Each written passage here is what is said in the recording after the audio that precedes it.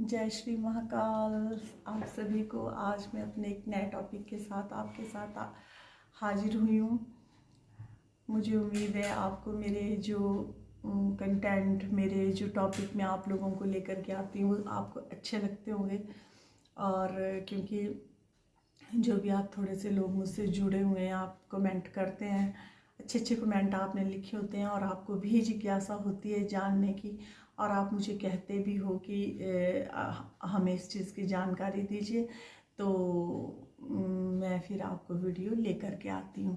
तो जैसे अब मैं आज एक नया टॉपिक लेकर के आई हूँ आपके पास। यहाँ जैसे दरबार में भी मुझसे क्वेश्चन होते ही हैं ये भी, और जब मुझे नहीं नॉलेज थी तो मेरे माइंड में भी ये बात होती थी अक्सर, आज तक भी मेरे दिमाग में ये चलता रहता होता था हमेशा ही ना। तो मुझे यही नहीं पता होता था कि मेरे साथ कौन सी शक्ति चल रही है, कौन कार्य कर रही है, चल भी रही है कि नहीं चल रही है, नेगेटिव है कि पॉजिटिव है।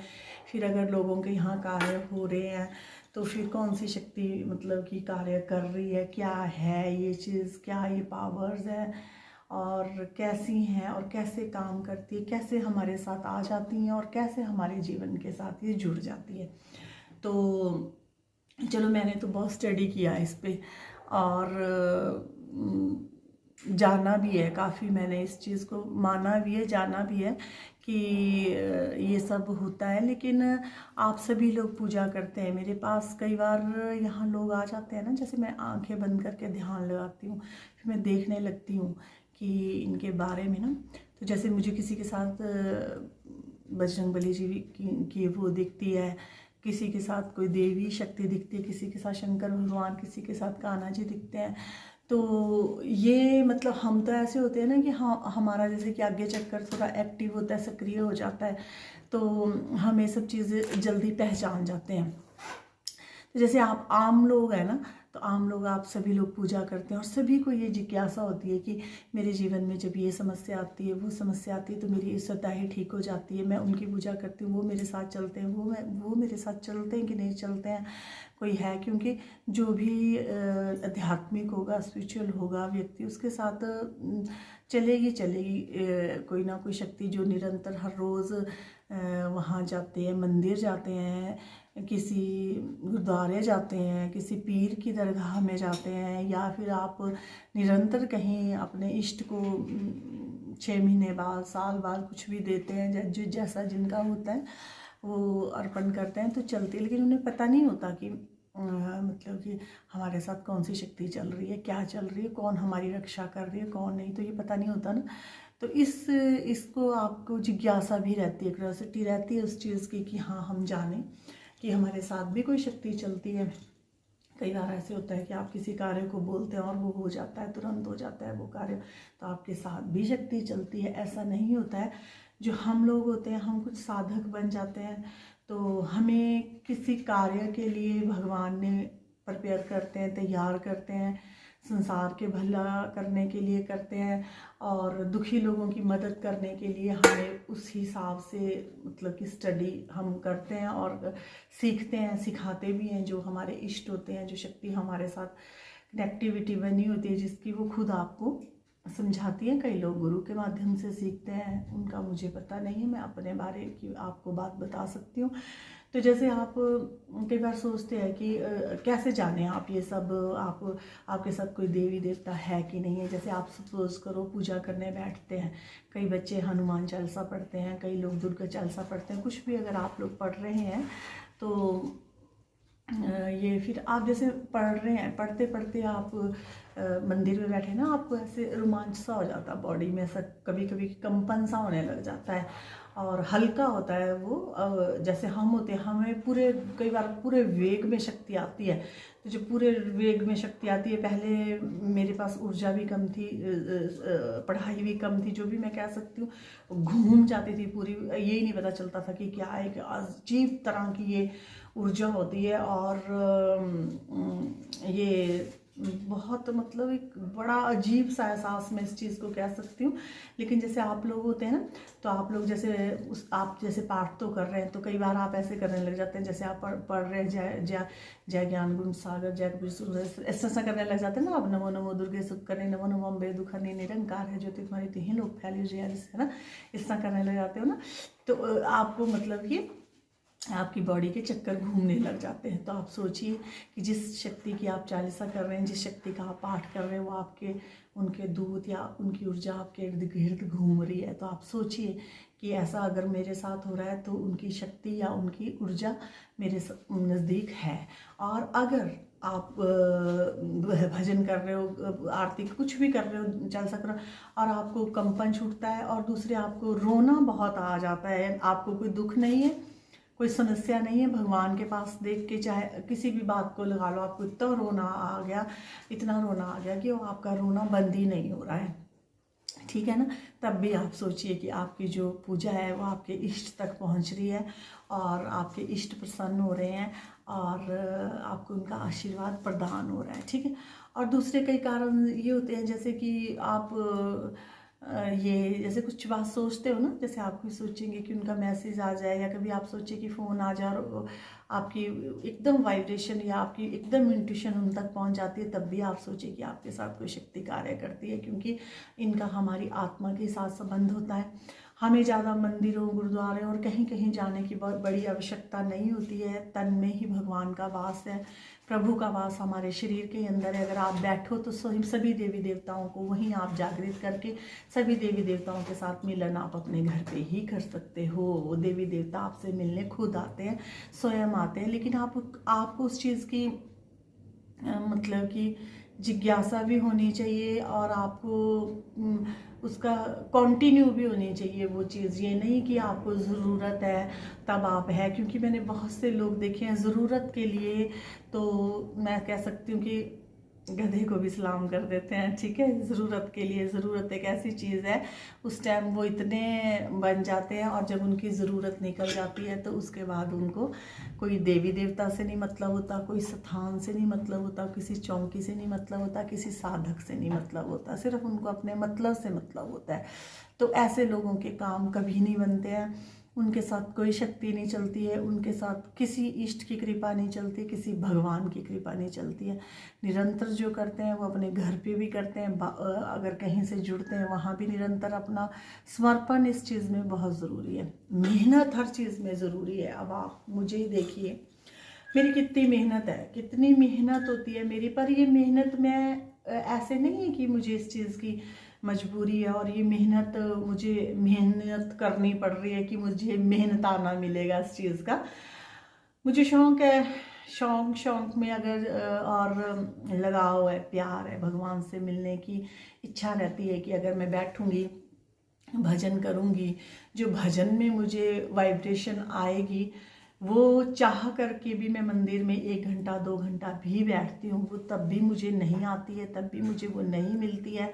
तो बहुत से कारण होते हैं, आपके घर में कई तरह के पंख गिरे होते हैं, तब भी आप सोचिए कि यहाँ कोई ना कोई पॉजिटिव ऊर्जा का वास है हमारे साथ, या तब भी ऐसा हो रहा होता है, ठीक है।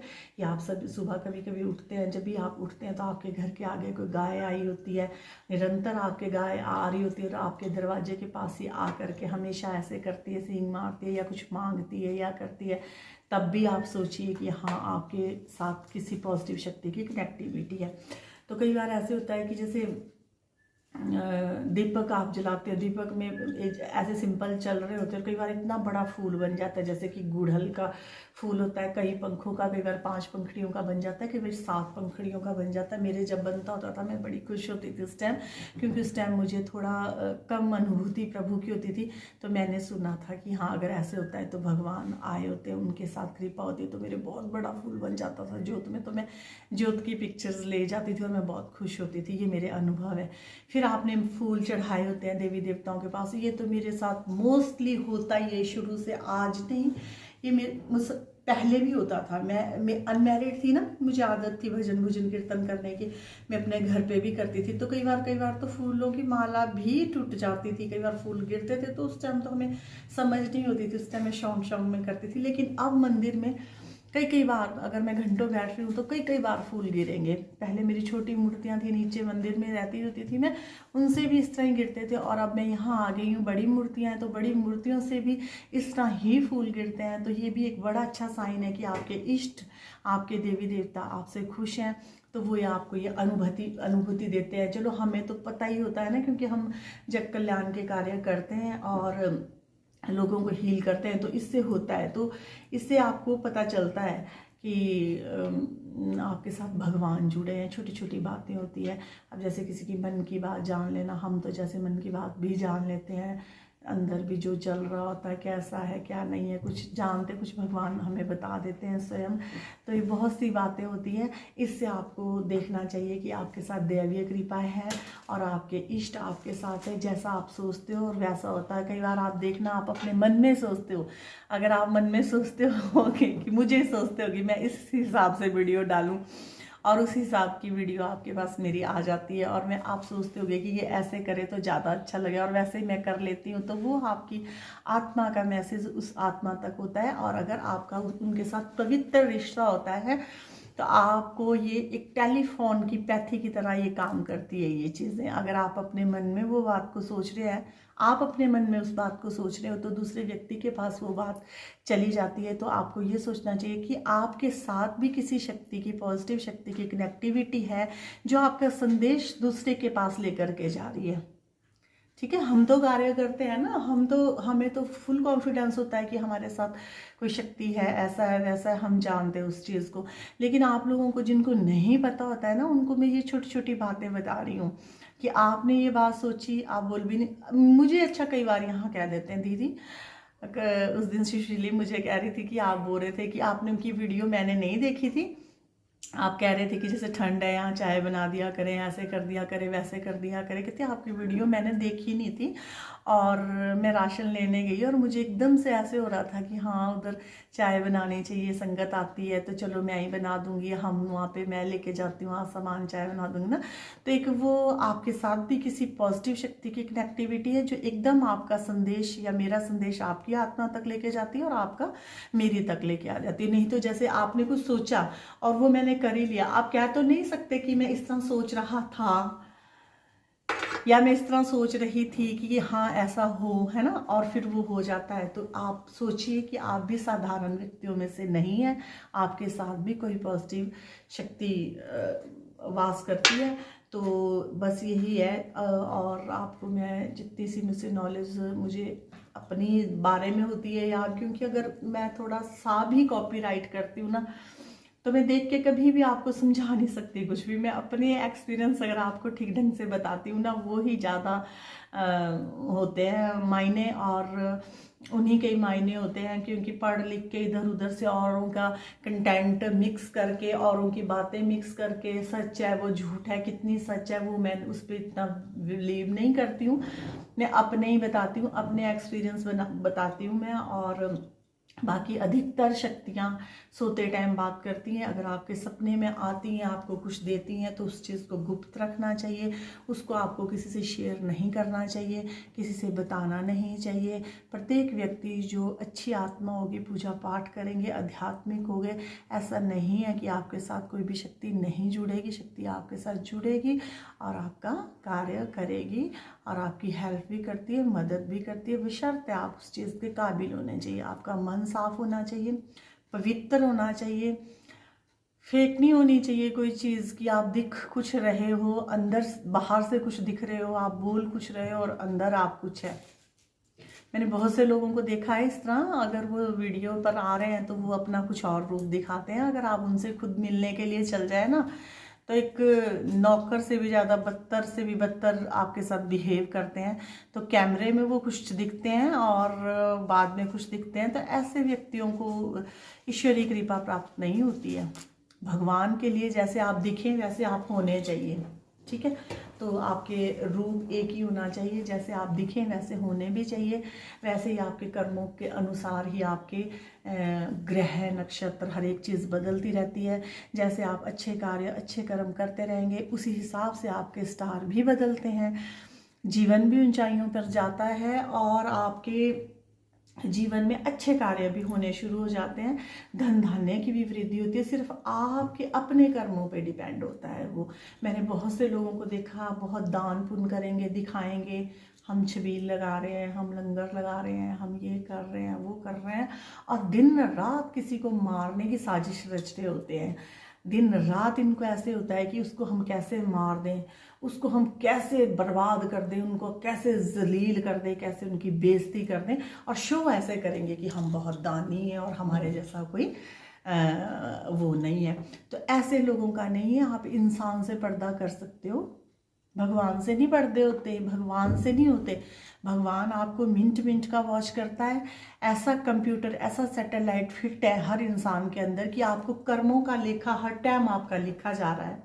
हर तरह का कर्म आपका लिखा जा रहा है। आपने बुरा किया है, बुरे का भी लिखा जा रहा है, अच्छा किया आपने, अच्छे का भी लिखा जा रहा है। पर यह नहीं है कि आप बुरा करके अच्छा करोगे, बुरा करके आप दान पुण्य करने लग जाओगे, छबील लगाने लग जाओगे तो आपका बुरा किया गया कर्म कट जाएगा। कभी नहीं कटेगा, कभी नहीं कटेगा। वो आपको भुगतना पड़ेगा, उसका भुगतान आपको देना पड़ेगा। आपने किसको मारा है, क्या साजिश रची है, तंत्र से किसी को मारा है, मंत्र से मारा है, जंत्र से मारा है, या फिर यंत्र से मारा है, या फिर षड्यंत्र से मारा है। जहां बात जानी चाहिए वो समझते होंगे इस बात को। तो वो कर्मों का आपका विधान, वो पाप जो आपने किए हैं, लालच वश किए हैं, जिस मर्जी वश किए हैं, वो आपके नहीं कटेंगे। आप चाहे जो मर्जी करें, उसका आप पछतावा करें, दान पुण्य करें, जो मर्जी करें, उसका भुगतान आपको यहीं भुगतना पड़ेगा। वही आपके जीवन में दुख और बीमारी के कारण बनते हैं, वही आपके बच्चों की ज़िंदगी खराब करते हैं, वही आपके बच्चों की बीमारी के कारण बनते हैं, जो पाप आपने किए होते हैं। ठीक है, तो इसलिए पहले अपने कर्म सुधारिए। जीवन में सुख आप तभी प्राप्त करेंगे, ना कोई किसी के जीवन में सुख दे सकता है, ना कोई किसी के जीवन में दुख दे सकता है। आपके कर्मों के ही अनुसार आपको सुख और दुख मिलते हैं। जैसे आप कर्म करोगे आपका जीवन वैसा ही होगा। बड़े बड़े करोड़पति, बड़े बड़े अरबपति धराशायी होते हैं, मिट्टी में मिल जाते हैं सिर्फ एक कर्मों के कारण। कई बार इंसान के पास पैसा होता है, वो इतने बुरे कर्म करता है, इतने बुरे कर्म करता है कि उसे और मिलना तो क्या, जो उसके पास होता है वो भी खत्म हो जाता है। ठीक है, तो कर्मों का ऐसा होता है, आप जैसे कर्म करोगे, जैसे आप करोगे, वैसे ही आपको फल का भुगतान करना पड़ेगा। उसको कोई नहीं काटेगा, ना कोई उपाय काटेंगे, ना कोई गौ सेवा काटेगी, ना कोई चौकी दरबार की माता जी काटेंगी, ना कोई पंडित काटेंगे, ना कोई वास्तु दोष काटेंगे, कोई नहीं काटेंगे। इसलिए आपको अपने कर्मों पे ध्यान देना है और अपने कर्मों को अच्छे बनाना है। तो भगवान आपके कर्म काटने के लिए आएंगे। जैसे आप कर्म करोगे, भगवान आपके कर्मों को काटने के लिए आएंगे। ठीक है, तो आज की वीडियो फिर से मेरी बहुत लंबी हो गई है, तो जय माता की, जय Shri Mahakal. Like, share, comment ज़रूर करिए, कमेंट ज़रूर करिए कि वीडियो कैसी लगी। तो मैं दोबारा से अच्छी वीडियो बनाने आऊँगी, और आपको अच्छी लगनी चाहिए मेरी वीडियो। और मैं इससे रिलेटेड आपको बस यही बात बताने लगी थी कि जो भी आप लोग पूजा करते हैं, घबराइए नहीं, आप सभी के साथ भगवान चलते हैं। जो इनसे रिलेटेड आपके लाइफ में जो भी कुछ होता है, तो आप ये सोच लीजिए कि हमारे साथ कोई शक्ति चलती है। ठीक है, जय श्री महाकाल, जय।